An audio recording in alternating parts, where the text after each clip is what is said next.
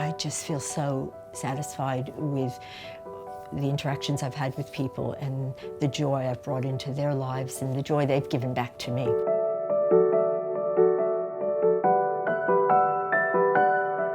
So I'm Barnetta Lester, and I live here in Kings Langley. I've been working for Baptist Care for many, many years, 25 plus years, particularly as a music therapist.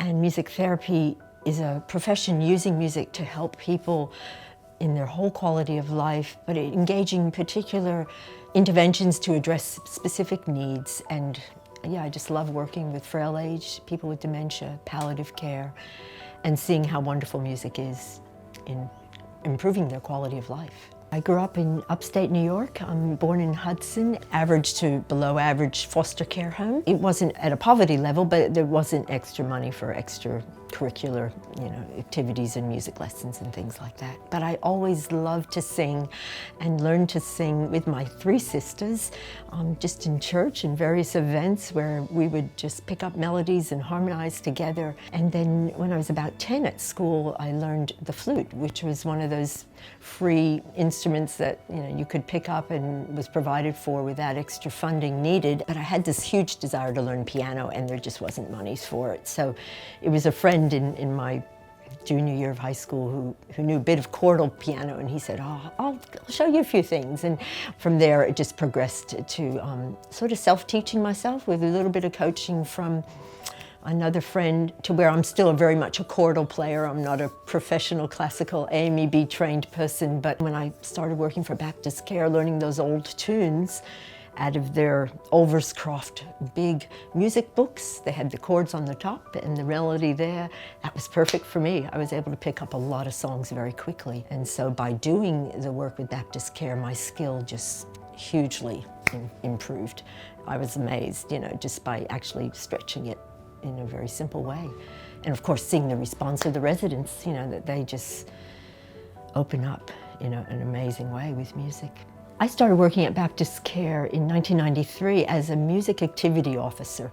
So I came in sort of at the bottom of that activity level, but playing music and doing the musical programs, playing for devotions.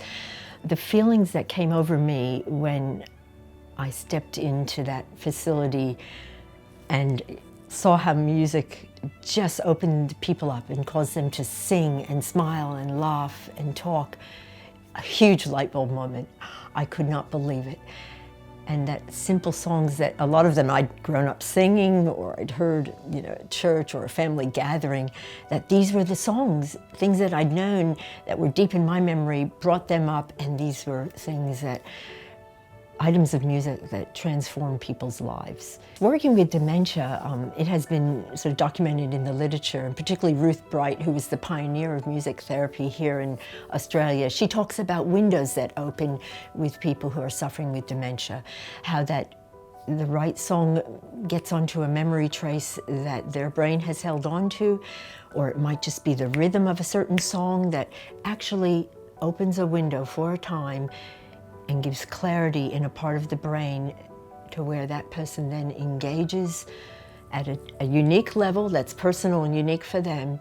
But when that song finishes, then often that window then closes again.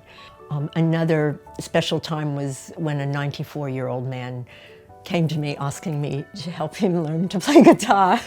And I laughed and I said, I'm not a music teacher. I've never taught private lessons. But I said, I can show you a little bit of what I do. I strum and I sing along. And he said, well, that's what I want to learn. And at that time he was 92, 93, but he's a very shy man. And I could see he'd worked up a lot of courage to ask me to do this for him. And that was a wonderful moment. And it's been a real stretching experience to work with this gentleman and to see his progress and to see hear him say at the end of a session, I'm really happy with myself today. I'm actually making some progress. And he has developed his chords and has toughened up his fingers on those steel strings. And it's giving him something to live for. It's giving him a sense of worth and a sense of, I'm not ready to give up yet.